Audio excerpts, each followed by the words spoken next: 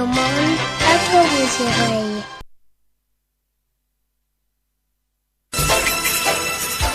Radio Kédou, le journal. Radio Kédou, le journal, avec Sotelma Malitaine. Merci à tous de nous avoir choisis pour vous informer. Voici les points essentiels de ce journal. Situation dans le nord du Mali. Les soldats maliens sont dans des conditions difficiles à Guelog. Dans quelles conditions sont-ils? La réponse dans ce journal.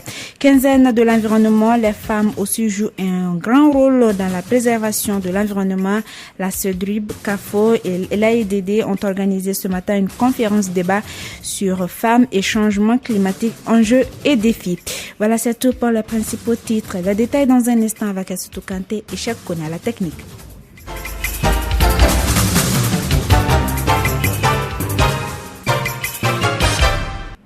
Mesdames et messieurs, bonjour et bienvenue dans ce journal. La situation dans le nord de notre pays.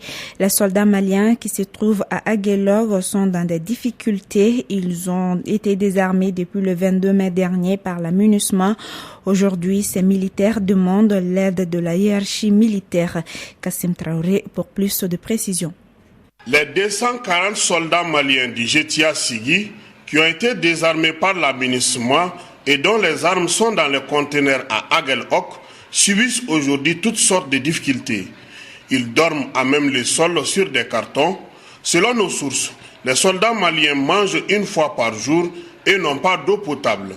À tout cela s'ajoutent les actes de provocation des hommes du MNLA qui viennent d'avoir du renfort. Les bandits armés, dira une source, veulent s'attaquer aux populations touareg d'Aguelhok qui soutiennent le Mali. Certains habitants de la ville ne peuvent même plus sortir, sauf ceux qui sont avec le MNLA. Les soldats maliens disent que si rien n'est fait, les bandits armés risquent de s'attaquer aux populations, car il y a des actes isolés qui sont visibles. Les 240 soldats du GTA Sigui demandent une amélioration de leurs conditions de vie à Aguelhok, si il est vrai qu'ils sont des Maliens, a conclu l'un de nos interlocuteurs. Sur un tout autre sujet, à l'issue du Forum mondial sur les ressources humaines en santé tenu à Recife au Brésil du 11 au 13 novembre 2013, l'heure est à la mise en œuvre des recommandations. Ce groupe thématique Mali est ce matin en réunion à l'hôtel Olympe pour partager et analyser les résultats des travaux du 3e Forum mondial sur les ressources humaines. Le but est de proposer des solutions à la mise en œuvre des recommandations. Cette réunion est organisée par la Direction des ressources humaines en santé avec un financement de Save the Children pour le Mali et la Guinée. Écoutons Dr Cissé Idrissa, le directeur des ressources humaines en santé. Il est au micro de Fanta Diakité. Ce forum était l'occasion d'avoir tous les partenaires, en tout cas, qui sont impliqués dans le domaine de la gestion des ressources humaines. C'est l'occasion également pour ces partenaires de mesurer le problème, en tout cas, que les pays rencontrent. L'occasion pour eux également de s'engager auprès des pays pour apporter leur soutien. Et je pense que ceci a été très bénéfique. Et nous, on s'était engagé, chaque pays, qu'au retour, on puisse continuer ce combat, sensibiliser, mais aussi avoir l'appui du département. Déjà, on l'a, parce que c'est un engagement département pour essayer de mettre en œuvre les engagements qu'on a pris au niveau du Forum du Brésil. Donc nous avons voulu porter cette réflexion avec le groupe thématique pour pouvoir dégager un plan d'action de mise en œuvre de ces engagements que nous avons pris, parce qu'il faut passer à l'acte. On s'est engagé, maintenant il faut montrer comment nous allons nous engager à réaliser tout cela, et je pense que de cela nous allons discuter ce matin. En matière de ressources humaines, est-ce que le Mali occupe une position acceptable sur le plan international? C'est vrai que le problème des ressources humaines au Mali est un problème assez crucial. Il y a non seulement ce déficit de ressources humaines, mais il y a aussi le problème d'avoir accès facilement à ces ressources humaines. Qui dit avoir accès, ça veut dire qu'il y a une bonne répartition des ressources humaines. Là où on peut aller les chercher, on peut les trouver. Et c'est ce problème d'accessibilité. Donc l'insuffisance est également la suite logique du problème d'accessibilité. Donc même si on a des ressources humaines, on l'a en quantité insuffisante, et le peu qui existe aussi est mal réparti. Et je pense que cette mauvaise répartition, c'est là où nous allons mûrir la réflexion pour voir qu'est-ce qu'on peut apporter une solution à cela.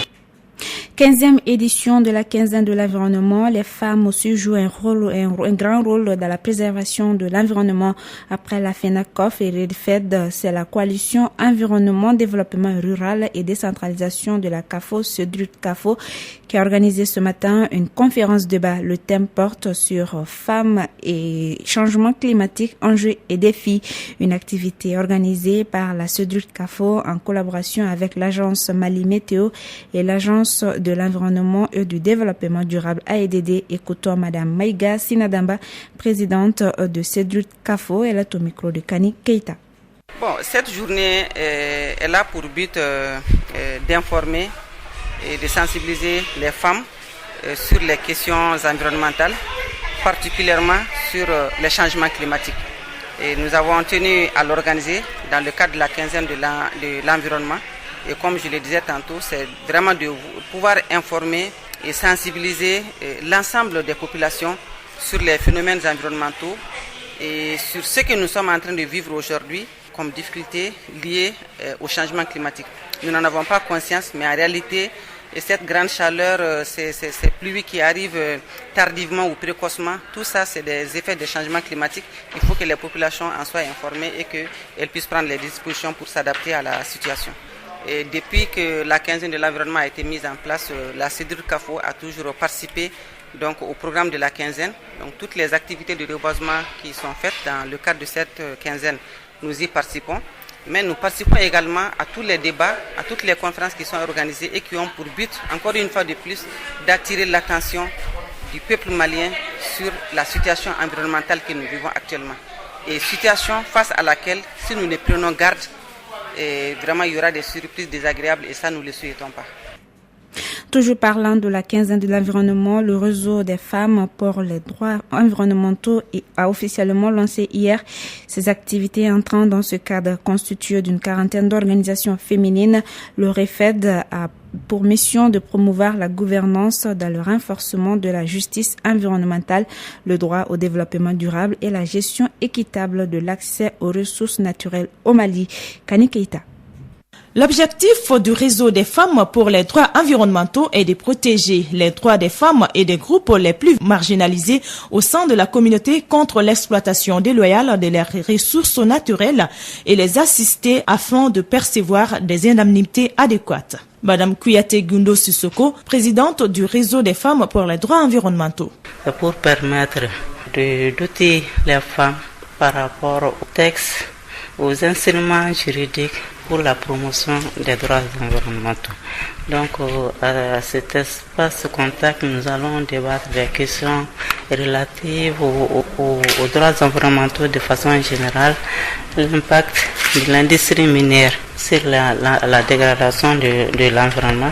Au cours de cette conférence au débat du lancement des activités du REDFED, plusieurs thèmes ont été débattus, parmi lesquels les droits environnementaux, l'impact de l'industrie minière et l'exploitation traditionnelle sur l'environnement, rôle et responsabilité des femmes dans la protection de l'environnement. Madame Sila Aïssata Keita, chef de section accords multilatéraux à l'AEDD. Mais quand même, je ne néglige pas la part des femmes dans la protection de l'environnement parce que je pense qu'elles sont en première ligne de la protection de l'environnement et de la préservation des ressources naturelles, étant donné qu'elles sont les plus durement éprouvées par les aléas climatiques et tout ce que cela peut induire. Il faudrait que les textes soient vulgarisés, voire dans nos dialectes, dans nos langues nationales, parce que d'abord la barrière linguistique, l'interprétation de ces textes en français pose problème et pour le magistrat et pour le citoyen qui se trouve des fois en situation d'infraction ou de constatation d'infraction qui doit rapporter cette infraction au magistrat. Donc cela pose un problème d'interprétation et d'applicabilité des textes environnementaux dans notre pays. Il faut signaler que cette première activité du REDFED s'inscrit dans le cadre de la 15e édition de la quinzaine de l'environnement. Et DHL compte désormais parmi les acteurs engagés dans la préservation de notre cadre de vie. Les responsables ont organisé hier une rencontre d'information sur leurs différents projets environnementaux. Selon son directeur général, la protection de l'environnement est un élément fondamental de leur stratégie d'entreprise. Cette rencontre entre aussi dans le cadre des activités de la quinzaine de l'environnement 2014. Je vous propose d'écouter le directeur général de DHL, Aboubakar Sidiki Konaté. Nous pensons que la protection de l'environnement est aujourd'hui un défi majeur. DHL met cette protection au centre de ses activités parce que nous sommes un acteur global. Donc qui parle d'action globale parle nécessairement d'impact sur l'environnement. C'est pour cela en 2008, le président directeur général de DHL, M. Franck Appol, a annoncé des objectifs clairs pour réduire notre niveau d'émissions de CO2. Nous avons une flotte à la date d'aujourd'hui de plusieurs milliers d'avions. Nous avons des véhicules qui émettent du CO2. Notre objectif d'ici 2020, c'est de réduire de 30% notre émission de CO2 à travers le monde. D'où notre engagement aujourd'hui à travers le ministère de l'Environnement pour poser des actions concrètes au Mali qui vont nous permettre d'adhérer à cette vision du groupe. DHL aujourd'hui a plusieurs actions de responsabilité sociale.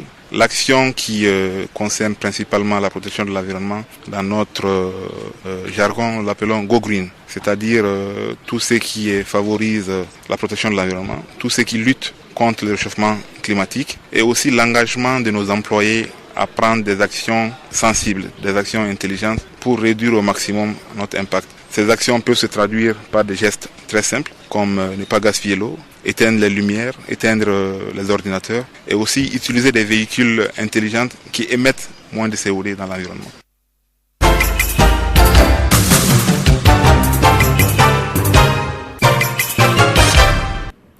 À Ségou, l'initiative pour la transparence des industries extractives a tenu hier un atelier de dissémination des rapports de réconciliation de flux de paiement effectués par les compagnies extractives et les revenus perçus par l'État.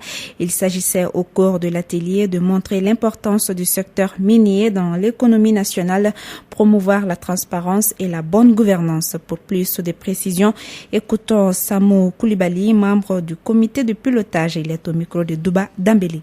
Et en fait, la rencontre se situe dans le cadre de la campagne nationale de dissémination des rapports de conciliation des flux financiers et entre les versements des sociétés minières et les perceptions des services techniques de l'administration financière du Mali.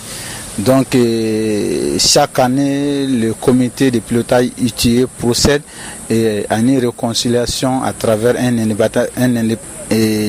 administrateur indépendant des flux financiers dans le domaine minier pour disséminer ces rapports auprès des acteurs de ce secteur minier qui sont l'administration, les acteurs de la société civile, les médias, mais aussi les chambres consulaires des sociétés minières et des contribuables de façon générale. Quelle appréciation faites-vous de ces deux rapports? Et à notre niveau, l'appréciation est positive parce que cet exercice a un seul objectif, c'est-à-dire démontrer que les sociétés minières versent quelque chose à l'économie nationale à travers l'exploitation qu'ils font de nos ressources naturelles et que ces versements soient certifiés par l'État comme étant des recettes contributives et arriver à produire ces rapports est déjà un motif de satisfaction pour nous. Direction Venise malienne, quelle solution pour mettre fin à la surcharge des véhicules sur nos routes? Les acteurs du secteur du transport des régions du nord du Mali sont à Mopti ce matin pour réfléchir sur la question. Ben Junior, notre correspondant depuis Mopti, nous en parle. Cette concertation qui se tient à Mopti consiste à sensibiliser, à informer les acteurs du secteur du transport, les forces de sécurité des douanes, les usagers de la route sur les conséquences des surcharges sur nos routes, mais aussi les expliquer les différents textes en vigueur en République du Mali et dans l'espace UEMOA dans le domaine du transport routier. Madame Konaté Kadiatou Kamara, chef de division à la Direction nationale du transport. Bon, le problème de la surcharge, je sais, si vous regardez un peu le territoire malien, nous avons commencé la construction des postes de péage et de pesage. Et il faut un temps pour mailler l'ensemble du territoire, mais à ce que je sache, dans les zones où il y a les postes de péage et de pesage, les PV se font normalement. Voilà, le message que j'ai, c'est de dire aux transporteurs que la surcharge est aussi nuisible pour la route que pour le véhicule. Si vous êtes transporteur, c'est votre survie qui en dépend, et si vous avez votre matériel en bon état, c'est encore votre survie qui en dépend. À l'issue de cette rencontre, des recommandations seront prises afin de mettre un outil à la disposition de tous pour mieux contrôler le transport des marchandises sur nos routes. Comme on le dit, le surcharge tue la route. Ben Junior Mopti pour Radio Clédou. Merci Ben Junior, et l'information contenue sur notre site d'information www.info-mali.com. Et c'est la fin de ce journal qui vous a été présenté par Assetou Kanté, mise en onde par Cheikh Koné. Merci à tous de l'avoir suivi et bonne suite des programmes sur la Radio Clédou, la 101.2.